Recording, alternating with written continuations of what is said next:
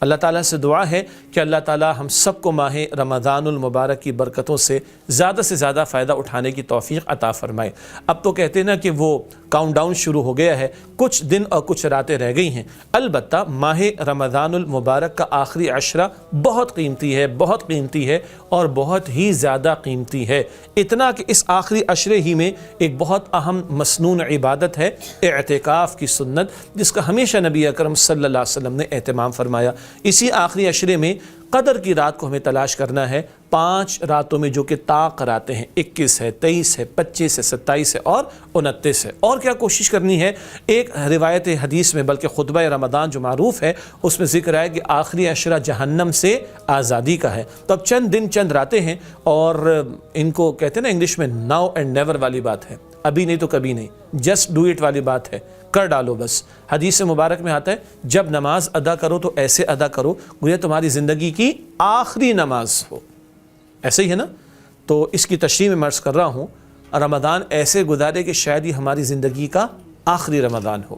اور وہ بات بھی ذہن میں رہے، مشہور روایت ہے نا، مستدرک حاکم میں نقل کیا گیا، ممبر کی ایک ایک سیڑھی پر قدم رکھتے ہوئے نبی مکرم صلی اللہ علیہ وسلم نے فرمایا آمین آمین آمین۔ یاد آ گیا کیا بد دعائیں ہیں اور کون کر رہا ہے؟ جبریل امین علیہ السلام۔ تباہ ہو جائے برباد ہو جائے وہ شخص جس کے سامنے اس کے ماں باپ ایک یا دونوں بڑھاپے کو پہنچے اور وہ خدمت نہ کر سکے۔ امام الانبیاء فرما رہے صلی اللہ علیہ وسلم آمین، تباہ ہو جائے، استغفر اللہ۔ نمبر 2، تباہ ہو جائے وہ شخص جس کے سامنے اے نبی صلی اللہ علیہ وسلم آپ کا نام مبارک آئے اور وہ آپ پر درود نہ بھیجے، آپ نے فرمایا آمین، وہ تباہ ہو جائے، اللہ اکبر، استغفر اللہ۔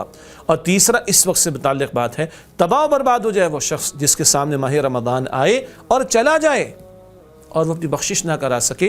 امام الانبیاء صلی اللہ علیہ وسلم فرمائے آمین، وہ تباہ و برباد ہو جائے۔ اللہ تعالیٰ اس برے انجام سے میری اور آپ کی حفاظت فرمائے، اور یہ آخری عشرہ ماہ رمضان کا ہم بہتر سے بہتر بلکہ بہترین انداز میں گزاریں۔ اللہ کے نبی صلی اللہ علیہ وسلم پورا سال قیام اللیل فرماتے، جس کو تہجد کی نماز کہتے ہیں۔ البتہ آخری عشرے کا معاملہ کیا ہے؟ اما عائشہ صدیقہ رضی اللہ تعالی عنہا فرماتی ہیں جب ماہ رمضان کا آخری عشرہ ہوتا تو اللہ کے نبی صلی اللہ علیہ وسلم اپنے گھر والوں کو بھی بیدار رکھتے رات میں، ہاں گھر والوں کو بھی، چلو اللہ کے حضور کھڑے ہو جاؤ، اللہ تعالیٰ سے لو لگاؤ، اللہ سے مانگو، اللہ کو پکارو، اور پوری رات اللہ کے نبی مکرم صلی اللہ علیہ وآلہ وسلم قیام فرماتے۔ یہ اچھا، اللہ کے پیغمبر علیہ السلام تو معصوم ہیں، خطاؤں سے پاک ہے، بخشائے، اتنی محنت ہو رہی ہے، ہم گناہ گاروں کو کتنی محنت کرنی چاہیے اندازہ کیا جا سکتا ہے۔ تو خاص الخاص کہیں، یعنی بہت زیادہ توجہ کے ساتھ آخری عشرے کو ہم نے گزارنا ہے اللہ تعالیٰ کی بندگی میں، اللہ تعالیٰ کو راضی کرنے میں۔ بقیہ اعمال تو کر رہے ہیں، نمازیں بھی ہیں، روزہ بھی ہے، تلاوت بھی ہے، اذکار بھی ہیں، انفاق بھی ہے اور رات کا قیام بھی ہے، مگر خاص معاملہ کیا ہے؟ اعتکاف کی سنت کا معاملہ۔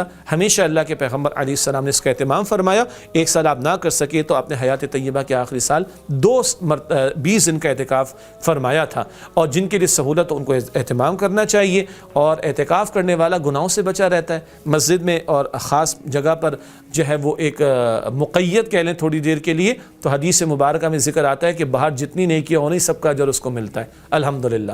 پھر قدر کی رات کو تلاش کرنا، 5 راتوں میں تلاش کرنا ہے۔ غالب گمان 27 شب کا ہے، اس میں تو کرنا ہی کرنا ہے، لیکن بخاری شریف کی حدیث ہے نبی مکرم صلی اللہ علیہ وسلم نے 21، 23، 25، 27 اور 29ویں شب میں ہمیں تعلیم فرمایا کہ ان میں طاق راتوں کو تلاش کرو، اور وہ کیا ہے؟ لیلۃ القدر خیر من 1000 شہر، 1000 مہینوں سے افضل۔ پچھلی امتوں میں عمر بہت زیادہ ہوتی، اعمال بہت تھے، ہم پر اللہ کا احسان، وہ عمر تو تھوڑی ہے، ایوریج کیا ہے 70-80 سال کم و بیش، لیکن عمل کیا ہے؟ ایک رات تمہیں مل گئی تو 1000 مہینوں سے افضل 83 سال 4 مہینے بنتے ہیں 1000 برس کے۔ اللہ اکبر، اس سے زائد کتنا افضل اللہ تعالیٰ بہتر جانتا ہے۔ تمام 5 جو طاق راتیں ان سب میں محنت کرنی ہے انشاءاللہ تعالیٰ۔ پھر حدیث مبارک میں ذکر آتا ہے جو رمضان کی راتوں میں قیام کرے گا اس کے پچھلے گناہ معاف، اور جو رمضان کی راتوں میں ایمان اور احتساب کے ساتھ بلکہ قدر کی رات میں ایمان اور احتساب کے ساتھ قیام کرے گا، اس کے بھی پچھلے گناہ معاف۔ اور چن چن کر نیکیاں کرے۔ چن چن کر کیا مطلب؟ ماں باپ کو دیکھو ایک حج کا ثواب ملتا ہے، قدر کی رات میں دیکھو 1000 مہینوں سے افضل ہو جائے گا، بڑھ جائے گا نا ثواب۔ 1 روپیہ اللہ کی راہ میں دیتے ہیں، ثواب ملے گا، رمضان میں بڑھ جاتا ہے، قدر کی رات میں 1000 مہینوں سے افضل۔ خیر کے کام دیکھیں کون کون سے ہم کر سکتے ہیں۔ اور پھر وہ بات جو سبق ہم نے پہلے بھی دہرایا کہ قرآن پاک کی وجہ سے قدر کی رات افضل، قرآن پاک کی وجہ سے رمضان افضل، تو قرآن پاک سے بھی تعلق کی مضبوطی کی فکر و کوشش کرنی اور ایسی محنت کرنی کہ اللہ تعالیٰ راضی ہو کر ہمارے لیے جنت کا فیصلہ فرما دے اور ہمیں جہنم سے آزادی عطا فرما دے۔ اللہ اس آخری عشرے کی مجھے اور آپ کو ہم سب کو قدر کرنے اور بھرپور محنت کرنے کی توفیق عطا فرمائے۔